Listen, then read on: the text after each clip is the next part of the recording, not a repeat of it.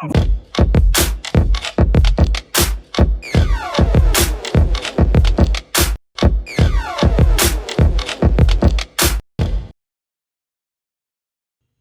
what's up, everybody? Welcome back to another episode of the Liquid Lunch Project. I am Matthew R. Meehan alongside my partner, the Professor Luigi Rosabianca. What's on tap today, Lou?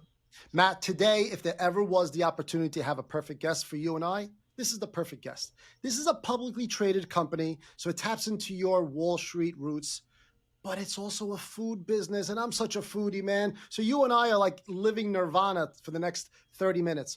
On the podcast today, we have Chef Alex Sadowsky, the culinary visionary behind Twin Peaks. And for those that care, Twin Peaks is TWNP, ticker symbol on the NASDAQ. Chef Alex, welcome to the podcast. Thank you so much for joining us. Thank you, guys. Happy to be here. So let's give the audience a little bit of context. You are operating 116 locations in 27 states. To me, the most compelling question for you, sir, is how do you teach our audience that is growing and scaling to maintain consistency through all those locations? Yeah. Well, also, we left out too. We have 7 locations in Mexico now as well. Oh, wow. Mexico City. So international corporate chef, which is kind of cool. That's what keeps me up at night. That's a good question. Well, how do you maintain consistency? How do you spread something? How do you launch something new over that big of a system with that spread? I think it's just grassroots. It's just giving a shit, really, right? It's not that different from when I own my own little businesses. You just got to really maintain that care. Now, do your locations, are they permitted to have local, regional specialties, or is the brand menu very consistent throughout? They're allowed to have regional, local specialties. I work with the teams, boots on the ground. I'll fly out, cook with them. We'll go and eat at 10 restaurants, figure it out. Because if we're going to offer something like a Cuban sandwich in Tampa, it better be really good, because they can go down the street. A po' boy sandwich in New Orleans, you got to be better than the guys next to you. So really, it's how do you deliver exactly what you're advertising every single time, including on a Friday night when you're packed, Saturday night, college football, right? Well, there's the care, but then there's also the consistency and the managerial care that comes on your part, because how do you prevent Twin Peaks, who is just an efficient behemoth right now, how do you prevent that from becoming a TGI Fridays? Oh man, I think that's really the secret sauce, right? There's not that many gotchas, right? It's how do you work with partners that are long term, that are going to take care of you? How do you work with supply chain to make sure that they understand the entire way getting it to you? How do you get them to all buy in? And then how do you kind of end up being the cheerleader saying, this is why we're doing this, and it matters all the way through, right? To those vendor partners, to the supply chain guy, including the delivery driver, right? Like the guy driving the semi truck, I want him to be a raving fan and really care also, get that stuff to our back door at the right time. The cooks can cook it, goes out to a guest. There's, I don't know, probably 100 touch points for like a cheeseburger for us. I mean, even for a mom and pop restaurant, right? There's 100 touch points for that cheeseburger. I don't think people realize that. I think that's what's always scared investors and entrepreneurs from the food and beverage space. It's those touch points, right? Because you're dealing with perishable products. You're dealing with the intricacies of labor, right? You have to deal with people. and then you have to deal with customers. Combine all that with, oh wow, I still have to generate a P&L. Yeah, that absolutely is. And I've struggled with it for some stuff, right? Even when I own my own dive bar, right? It's like, that $3 PBR, if you run out, then you got some guy yelling in your face. But it's fun. That's why people all love restaurants of every walk, right? Like every demographic. People love restaurants. They want to go have fun. I started out in the restaurant industry. I was a waiter. I was a bartender. I actually worked in the kitchen at some points in time. When a restaurant is pumping and it's humming and it's busy, right? There is no other experience in the world better to learn how to work in a stressful environment, right? So my kids will be working at restaurants the minute that they can actually start working, right? And you just learn how to deal with people, interact, communicate, right? And something's always usually going wrong, so you learn how to fix problems too Yep. at the end of the day. What was 100%. your experience with Twin Peaks? Actually, what was the history behind Twin Peaks? Where did it start, and how did you guys get to 116 and plus 7 internationally? Man. Well, we were the little engine that could about 20 years ago, almost to the day. Um, we started here just outside of Dallas at a restaurant called, um, it was a Rockfish. It was a kind of a failing fish restaurant. And Hmm. these guys, our founders, had this vision of, hey, what if we did a sports bar, something like Hooters, but we just did it right and did it well, right? And so the three pillars was like, we have to have really cold beer. We have to treat the girls well, and so that they'll take care of the guests really well. And then our food has to be great. And that's the three founding things that have taken one failing fish restaurant that they kind of cheaply flipped from, tackle boxes on the wall to now this sports bar behemoth that went public recently. So it's So just kind of this really cool Cinderella story almost. you guys have a franchise model and corporate owned model too, right? Which So that, what is that I was gonna say that's the big difference, right? Like, how do you keep yourself from being TGI Fridays? And I don't want to dig on them too much, right? But those overly franchised systems is when you start losing a lot of control, and you lose a lot of that soul of the brand. You have to have skin in the game. Having those corporate stores is super important to us. you guys, you're not a small operation, right? These days a lot of people going into the quick service space, they're cutting down their footprint. What's this average size footprint of its Twin Peaks? It's pretty big. Ooh, yeah, 300 seats, 8,000 square feet. Um, Yeah. We do have some small ones though, like in Mexico, and we're playing around with smaller prototype stuff too, because you never know when you're going to get that good real estate deal, and you got a really good corner, and you got to take advantage of it, right? So we have some restaurants that are third, fourth generation restaurant spots. Wow. Uh, Actually, the one kind of near you in Orlando, I think it was uh, Claim Jumpers beforehand, might have been a Red Lobster even before that as well. So, how do you take a piece of real estate, breathe life into it over 30 or 40 years, and make it still seem distinct and on brand for us? Our architects do an awesome job.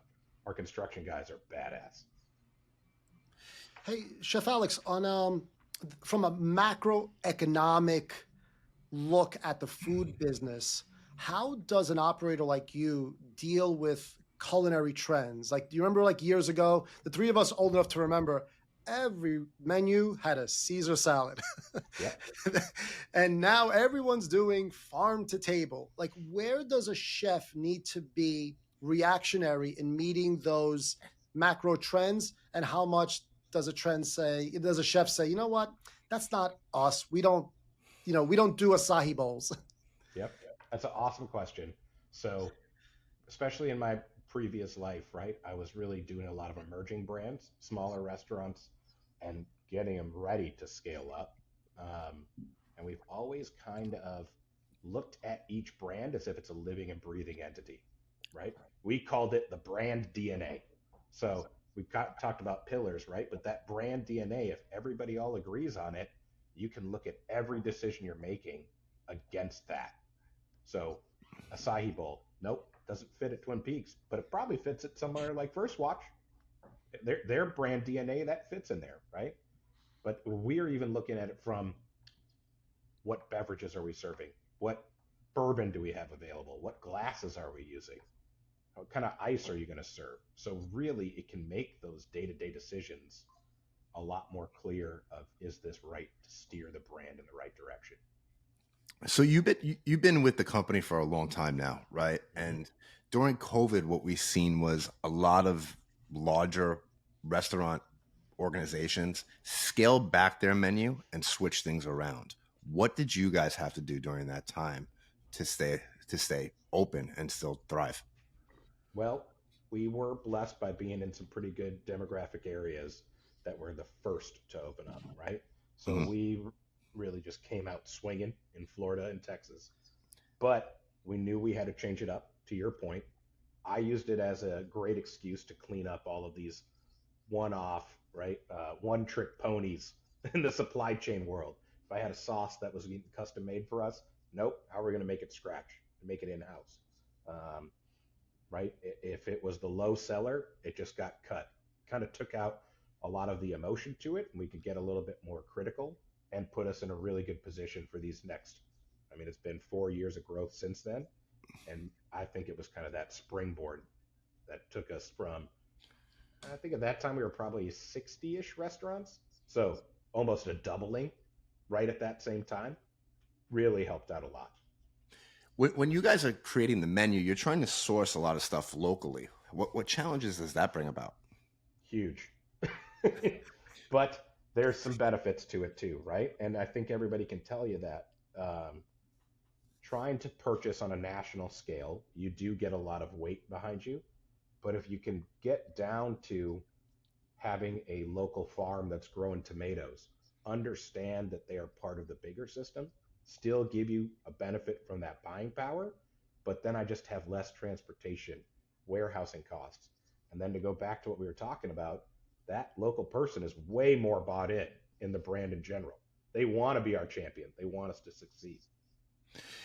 How does how does that work with consistency, right? Because a tomato from New Jersey may not be as good as a tomato from Florida. Well, they both are good, right? and Okay. that's what makes me have to travel all around and get all those points, right? And me hanging out in the airports is how do I go to a farmer and just they're really open to working with you. These manufacturers are really open to working with us. Hey, I need the tomato to be this size and this color because this is how I'm using it. And Okay. they'll all work towards it. Takes time, takes effort. It's not easy, but everybody wants to see that same goal. And it's because when you get down to brass tacks, like you said, when you go to a restaurant and it is humming and it's a great shift, that adrenaline rush travels the whole way down that entire supply chain. They all love it too. You know, food's great, but let's talk about something a little bit closer to my heart. Let's talk about whiskey and tequila. Woo! So, Let's do first it. of all, are you a whiskey guy or are you a tequila guy? You know, I've always been a whiskey guy, bourbon in particular, even Okay. before it was real That's a good trendy, chef. That's a good right? chef. I mean, I was the guy right in culinary school before it was a big deal that they were like, "Hey man, why you drinking all that bourbon?" And that's when it was still cheap, right? Before Anthony Bourdain ruined it for all of us. But um, lately I've been really digging on tequila Yeah. and some mezcals too, especially like a lot of the repos, anejos, the sipping tequila stuff. I mean, incredible. Yeah, listen, man, you don't get really a hangover the next day from tequila. No, You do it in moderation and you drink the good stuff. yeah. Chef Um, Alex, what's your take on these celebrity chefs that have emerged over the last decade or so? I mean, you're a very handsome guy. You're very well put together. You're well groomed, but you don't give off this bougie celebrity vibe. Like, what's the deal with that? I guess I got to work on that and get a little bit more No, bougie. please don't. Please don't. But thanks for calling me handsome. I'll take that. Um, you know, when I was in culinary school was kind of the rise of the celebrity chef, right? Um, I started in '05 at the Culinary Institute of America. Really, there was Emeril and a couple others around, but Damn. it was just starting to take off on the Food Network, right? And all of the kids that I went to school with, they thought they were going to be the next Food Network star. And I had already been a cook and a dishwasher, right? And I'd been getting my ass kicked just working in restaurants. And it was working for a family friend who I ended up being a co owner with eventually.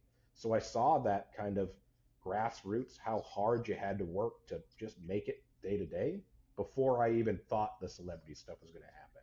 So I think that paying your dues, that sort of stuff is really what has tamped down that celebrity chef kind of shooting star vibe in me. And I think there's some serious value to it. Okay. Now, walk us through the balancing act of being an artisan, right? You went to culinary school. I can't imagine that being easy, right? Yeah. Especially at Hyde Park at the Culinary Institute of America. So you were with the creme de la creme, right? Yeah. Pun intended. How do you put the brakes on the artisan when you have the practicality of running a business? And let me give you an analogy to one of your peers, right? Shake Shack has its roots in high cuisine, right? When Danny Meyer started his restaurants, some of his restaurants had a farm on the roof. So he'd have the vegetables and the fruits. This is in New York. This is unheard of. But eventually, he ended up making more money selling burgers. What's the balancing act between being artisan and being an entrepreneur?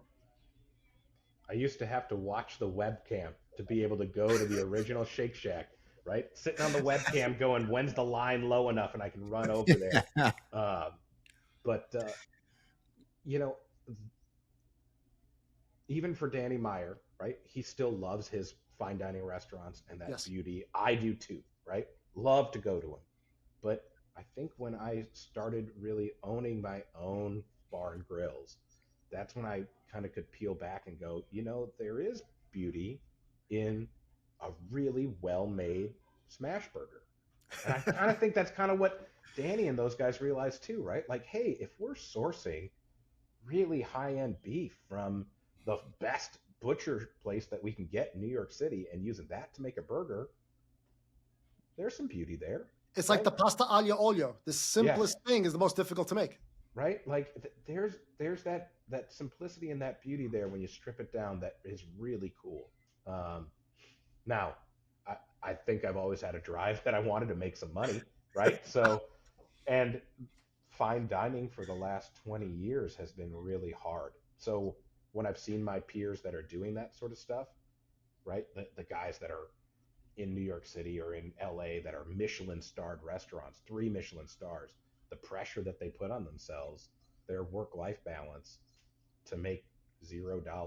It's really eye-opening, really, right? And even now when I go around and look at some of these other restaurants, mom and pop restaurants, I'm like, man, the cards are really stacked against them compared to my buying power, the resources that I have available for our restaurant company. It's just incredible, right? No, you're totally right. When Matt and I met on Wall Street, there were 3 to 4 dozen high dining French restaurants in New York City. Now there were 3 or 4. Yeah. We were talking about that the other day, me and Luigi. We're talking about when a restaurant, especially in Manhattan, when you go in, that's a lot of money. It's a lot of capital you got to put up to see if it, especially if it's a new idea, right? And you're not, you're just an entrepreneur starting out. I mean, you're talking about millions of dollars in a build out, right? Just to see if something will work. The idea. You're totally right, and you got to think about it for your guys' listeners too, right? What's that daily risk? What are you putting out there, right? What are you betting and trying to make it happen? Even if you're an established restaurant, say you're going to start and launch doing brunch on a Saturday or Sunday, the labor, the food that you have to purchase sitting there waiting to go, that is perishable, hoping people are going to show up. I mean, it is risky. Is that why some restaurants don't serve brunch or lunch? They figure that it's too much of a loss to possibly open and not serve it? Yeah, I think, and it really depends on demographic, location, right? Okay. Who do you have around you? And if you're going to be able to fill the people's wants and needs right in your neighborhood and do it at a reasonable price. So out of curiosity, as an entrepreneur chef, when you look at areas like New York, Miami, the Strip in Vegas, do you look at that and say, wow, we need to be there, we want a flagship there? Or do we say, ugh, the overhead is just so crazy. It doesn't make any fiscal sense. I think it's a little bit of both, right? Because everybody wants to be there. You want it. You want to be in the big show, right? Um, but it needs to make financial sense. And what we've seen is, we have a couple restaurants that are on the outskirts of Miami, for example. We've never been able to really crack into LA because that equation just doesn't make sense right now. We Sure. had a spot on the strip. Um, we took COVID as a chance to close it because it was a break even business and we Yeah. had to bust our ass to get there. So I think it's really, what are those good opportunities? Put yourself in that good position to find it, right? Not saying never in New York, love to be there. We should be there. How do we find that little neighborhood spot? Or, do we have to go to Long Island? Maybe, right? I highly Yeah. recommend it. I highly Yeah. recommend it. Garden City, Twin Peaks coming near you. Oh man, I'd be there once a week. Chef Alex, if you could talk to a young, ambitious 25-year-old graduate of the Culinary Institute of America, and you could give him or her three pieces of advice, what would they be? I do talk to those people, which is Awesome. kind of what I've really been trying to do is give back, right? And try and mentor some of these new up and coming people. I don't think people realize the restaurant adjacent jobs, even my own, right? Like, it's not the same as fine dining. I don't think they know the possibilities. They all think it's just going to be the celebrity chef thing, like you talked about. But there's, the corporate chef that sells the Italian made ovens all over the world, gets to do super cool stuff. Or maybe it's the person that, works their way up and does some country club stints, but then runs all of the kitchens for all the celebrity cruise lines. Same person, right? Just 10 years apart. So that journey, and how do you set yourself up to it? And there really isn't a ceiling as far as I'm concerned. If these people really apply themselves, because there's so many jobs and not enough people to fill them in the restaurant industry in particular, because there's just a high attrition rate, right? The 80, 100 hours a week at the beginning, not that dissimilar from being on Wall Street and being the analyst, right? When you first get Sure. in. Yeah. Uh, but there's all of these jobs out there, and AI cannot replace them. Robots cannot replace the human part of the restaurant. We'll always have some job security. Everybody's got to eat. But chef, not many 25-year-olds that come out of the CIA are able to ring the bell at NASDAQ. How is that feeling? Incredible. Um, really surreal, honestly. Um, but I mean, it is a small group, right? Even from the people that I talk to all the time from some of these other IPO companies, some of my other chef buddies, VPs of Culinary, right? My really good buddy at First Watch called me up. He goes, "Pretty cool, wasn't it?" I was like, "You know what? You're right." It's fun. um, First Watch has one of those business models, and I never understood it because I went there at like 2 o'clock in the afternoon. They were closed after moving from New York City, where every diner is open 24 hours. yeah, but imagine you're a GM for that. You get to go pick your kids up from school every day. And Yeah. that's another thing, right? When you're coming out of culinary school, I don't think people realize that those jobs exist out there. Alex, you as an entrepreneur, and I'm tapping into your operations managerial side. What other food and beverage business model out there, other than Twin Peaks, do you look at and say, they're doing something interesting? Oh man, that's a big list. Big, Oh wow. bigger. Yeah. I Give think us I give us think three or four. I don't care.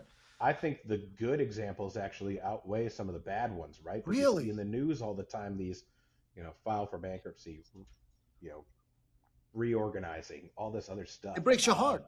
It does, and I don't necessarily think, going back to it, it's not necessarily a brand problem. They probably just got off the rails and kind of took their eye off the ball. Chili's is a great example, right? In the Yeah. news nonstop. They just got back to what their roots were. You got to make a good burger, right? You got to take care of people. You have to have a clean restaurant. You just got to really just, there really isn't that much secret sauce of that, right? A successful restaurant brand. Good food, good service, clean environment, good price. why do businesses fall off the rails? Is it hubris? I mean, some people would even say having an olive oil infused coffee is stupid. I think Starbucks would tell you that, and they have been, right? So I'm okay. I'm okay talking about it. I don't want to badmouth them too much, but they're saying the same thing. Hey, we focused on mobile orders too much. We got away from being that third living space, hanging out, drinking coffee, knowing your barista's name. They knew your name. They knew what you wanted to drink. That's the cool part. Everyone wants that Cheers Yeah, vibe, right? yeah, They want the bartender to know their name. But so the question becomes, where's the tipping point, right? Because we could do that. You can make it the third living room. I used to go there and I used to study for my Series 7, right? Yeah. Back in the day. You go there, big comfy couches, and then it becomes about shareholder value. How do we make things more efficient so we can increase shareholder value at this point, right? So there's got to be that tipping point to where, all right, we're totally turned off. It's taken 5 years. We're not even selling coffee. We're selling cups full of sugar at this point, right? But earnings were doing well. Well, they're trying to make them more efficient, right? But where is that tipping point? Is there a number of stores? Is it just the board and the vision of the place? What do you think? I think it's a little bit of both, right? Um, and I think it depends on just the overall scale of the business too. So I don't Mm, know if you're a new emerging coffee brand. I don't know if your tipping point's going to be 5,000 stores like it was for Starbucks. yeah. Maybe it's at 100. And I think there's kind of a few of those aha moments as any business is scaling, right? Going from 1 to 3, really hard. Going from 3 to 10, also hard. 10 to 100, a little bit easier. Once you get over that 100 hump, 100 to 200, that's kind of that threshold, right? So there's all of these kind of, and I think it's every type of business, right? I think as you're scaling up, there's kind of these, okay, we have to reinvest. We got to bring in some more people to be able to cover this, and then that dilution of that culture and that vision. So as long Yeah. as you can make it through those barriers each time and run through, like we kind of did right after COVID, that's the key to success. Starbucks went a little crazy though. Lou, do you remember walking outside of 45 Wall Street and there was like 3 different Starbucks right on the same block? 100%. It was Chef Alex, ridiculous. we're talking about 200 feet. There were 3 Starbucks. It was Yeah. 3 of them. Yeah. Good for the delivery driver. He just parked his truck right there and ran it to all 3. And my friends were still making fun of me because I'd buy the $1.25 coffee and bagel from the guy in the silver box. But it's good, right? It was And delicious. that guy knew you. It was He knew fresh your name. brewed. And he started making the coffee when he saw me walking 2 blocks away. So by the time I got there, he just handed it to me and I kept walking. Yes. But like you said, that sense of familiarity, the Cheers vibe. I Yeah. knew I made it in New York when the bodega guy knew my order. I knew I made it. So Matt, Oh. I don't want to take his thunder away, but I think he wanted to make an announcement. Chef Alex, are you ready to announce Twin Peaks, Garden City, summer of 26? If you're putting up the money, let's do it right now, man. baby! Chef, thank you so much for being here. We want to be respectful of your time. How can the audience find you, get in touch with you if they have any questions, if we have any inspiring chefs listening man. right now? We can kick out my email. Happy to answer anything. Phone call, text message. I'm around. And you'll Go probably long see on me. TWNP on the NASDAQ. It's currently at $837 a share, and that's a bargain. Yeah. And I think you'll see me at your local airport, probably in the Admirals Club, slugging a coffee. Oh.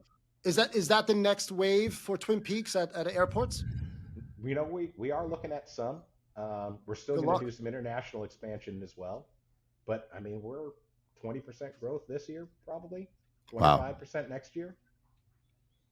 Awesome. God bless, man. Congratulations. Thank you, Chef, guys. last question before I let you run. Yep. What's your last meal? Whoo! I'm probably going a medium rare ribeye, loaded baked potato, big old glass of whiskey. Nice and simple. I love it. Chef, Right. thank you so much. Thank you, guys. Everybody, Appreciate you. that's a wrap of the Liquid Lunch Project. We'll see you in the next episode. Let's go!